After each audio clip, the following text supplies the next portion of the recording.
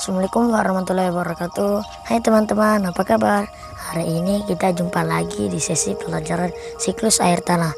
Sebelum kita lanjut, jangan lupa like, komen, share, subscribe, dan jangan lupa nyalakan loncengnya. Oke, kalau sudah kita lanjutkan. Proses siklus air menyebabkan air bergerak meninggalkan tanah ke udara. Proses siklus air menyebabkan air bergerak meninggalkan tanah ke udara. Selanjutnya, air turun lagi ke tanah dalam bentuk air hujan. Nah, air yang turun ke tanah ini ada yang masuk ke sungai. Aliran air di sungai ini akan terkumpul kembali di laut. Selain masuk ke sungai dan mengalir ke laut, ada juga air yang tergenang membentuk danau. Air yang turun ke tanah ada yang masuk dan bergerak ke dalam tanah melalui celah-celah dan pori-pori tanah serta batuan. Air yang masuk ke dalam tanah ini kemudian menjadi air cadangan sumber air. Air cadangan akan selalu ada apabila daerah peresapan air selalu tersedia. Daerah resapan air terdapat di hutan-hutan. Tumbuhan hutan-hutan mampu memperkukuh struktur tanah.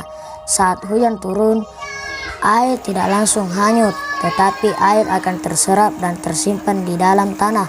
Air yang tersimpan dalam tanah akan menjadi air tanah. Air akan lebih mudah meresap jika terdapat banyak tumbuhan. Air yang meresap akan diserap oleh akar tumbuhan tersebut.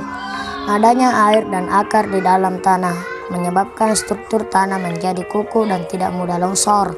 Nah, menyimak uraian tersebut dapat disimpulkan bahwa keberadaan hutan sangat penting. Hutan berperan dalam penyimpanan air. Oleh karena itu, kita harus senantiasa menjaga kelestarian hutan. Saat ini hutan banyak yang gundul akibat penebangan liar. Selain penebangan, hutan dapat rusak akibat pembakaran. Pepohonan di hutan ditebang atau dibakar dengan alasan tertentu, seperti untuk membuka lahan, pertanian, perumahan, atau industri. Kegiatan-kegiatan ini dapat mengurangi kemampuan tanah dalam menyimpan air.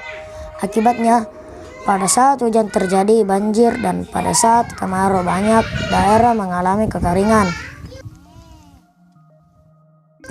Pembangunan jalan yang menggunakan aspal atau beton dapat menghalangi meresapnya air hujan ke dalam tanah. Akibatnya, pada saat hujan air tidak dapat meresap ke dalam tanah. Hal ini menyebabkan terjadinya banjir dan air mengenangi jalan-jalan. Nah, apa akibatnya jika daerah resapan air semakin berkurang?